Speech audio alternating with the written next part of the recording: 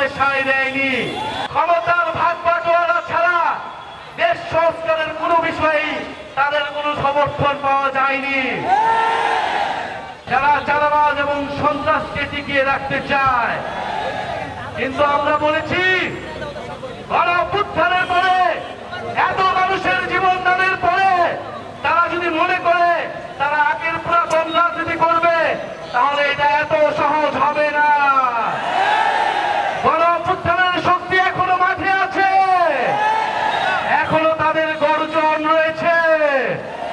প্রিয় সংগ্রামী বন্ধুগণ, তারা ভেবেছিল 2-3টা আসন দেখিয়ে, ক্ষমতার ভাগ বাটোয়ারার লোভ দেখিয়ে তারা গণঅভ্যুত্থানের শক্তিকে কিনে নেবে।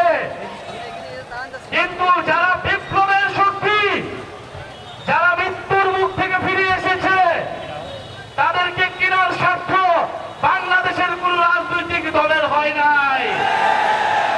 25 বছরের ওয়ারেন্টিযুক্ত দীর্ঘস্থায়ী দরজা প্রোটেক্টর, আধুনিক ও মজবুত দরজা। বলা হয়েছে দরজা নাকি খোলা আছে।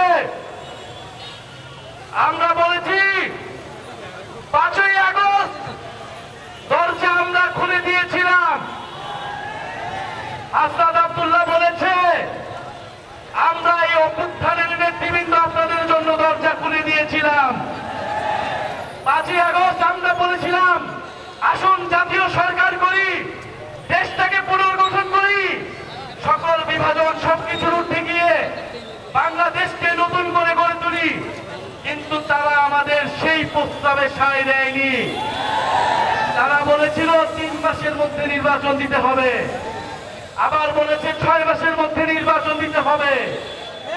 ক্ষমতার ভাগ বাটোয়ারা ছাড়া দেশ সংস্কারের কোনো বিষয়েই তাদের কোনো সমর্থন পাওয়া যায়নি।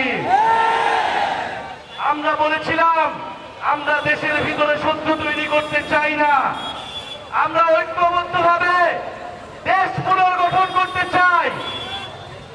আমরা এখনো বলছি নির্বাচনী ভাগ বাটোয়ারা নয়, দেশ সংস্কারে আমাদের দরজা এখনো খোলা আছে। যদি এবার দরজা বন্ধ হয় তাহলে জনগণ আপনাদেরকে আর ক্ষমা করবে না। প্রিয় সাতক্ষীরাবাসী, আপনারা উপকূল অঞ্চলের বাসিন্দা, নানা ঘূর্ণিঝড় প্রতিকূলতা সত্ত্বেও, আপনারা নানা ক্ষতিগ্রস্তের শিকার হওয়া সত্ত্বেও এই দেশকে উপকূলে পাহারা দিয়ে যাচ্ছেন। সাতক্ষীরার শিক্ষার অব্যবস্থাপনা, স্বাস্থ্যের অব্যবস্থাপনা, যাতায়াত ব্যবস্থার অব্যবস্থাপনার কথা আমরা জানি। সাতক্ষীরাবাসী এখনো রেল লাইনের সুযোগ পায় না, এখনো রেল সংযোগ এই 54 বছর হয়ে গেছে এখনো সাতক্ষীরা এসে পৌঁছায়নি।